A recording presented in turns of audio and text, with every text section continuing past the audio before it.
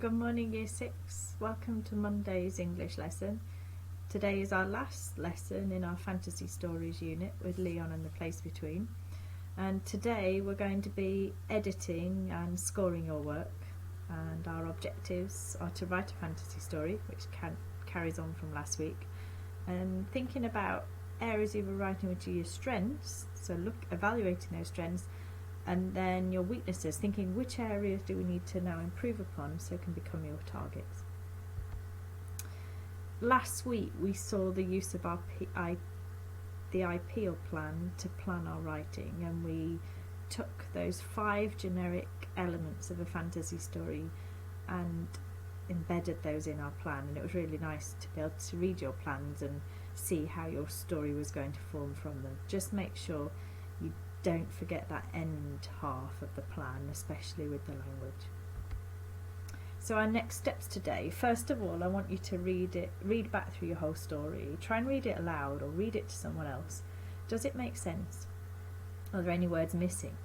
Are there any sections where you need to add more detail, or you've added too much, or you've been repetitive?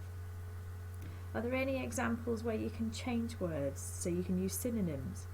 And if you remember, during our live lesson last week we talked about changing the word new to recently built, because I'd got both of those words in the same paragraph. So today we're going to use our editing E1, 2 and 3 like we did in the autumn term, but we're just going to focus on the E1, which is the spelling and punctuation side. So first of all, with the spellings, today you're going to be the teacher and you're going to mark your work.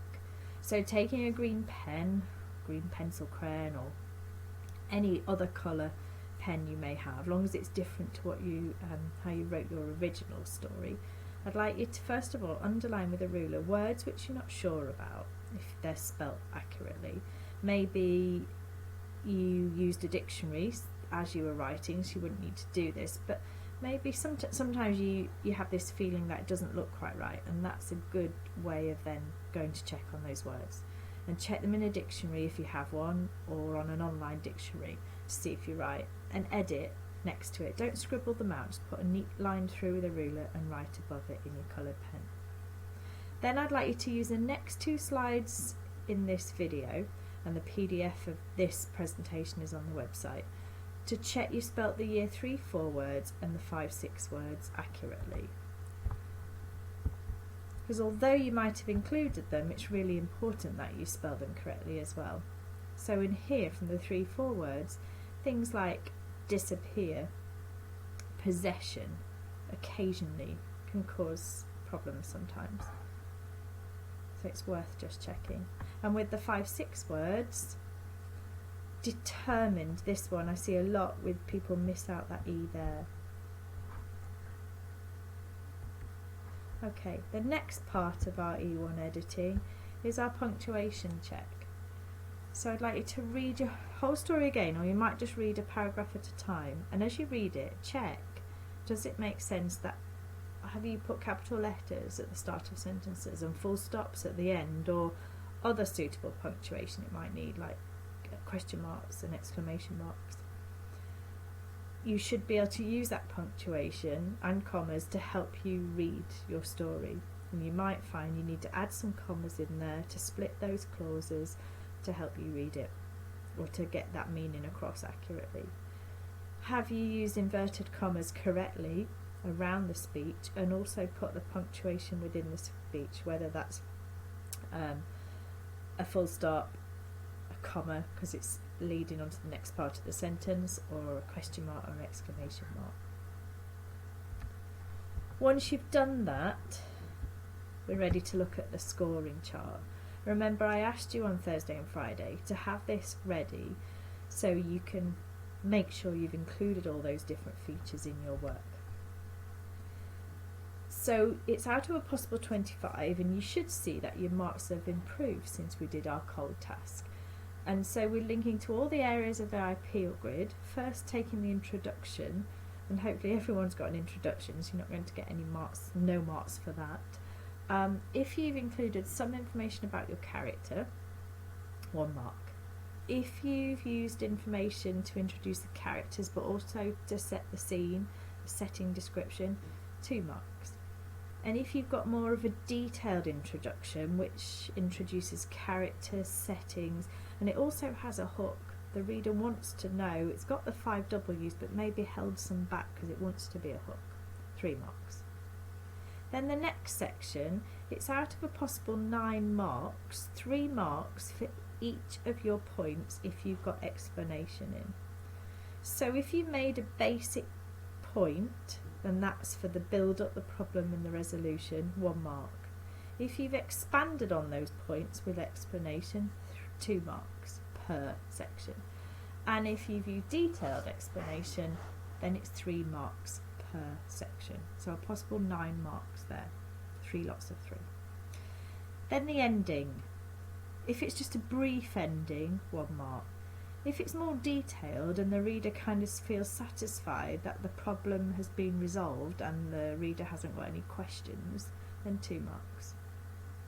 Then moving into the link section, if you've used 2 coordinating conjunctions, and we call these fanboys, for, and, nor, but, or, yet, so, 1 mark.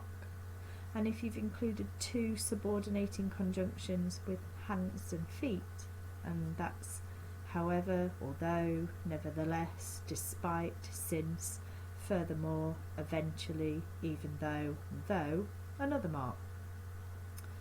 Fronted adverbials, we talked a lot about these. Can you find me 2? You can have 2 marks.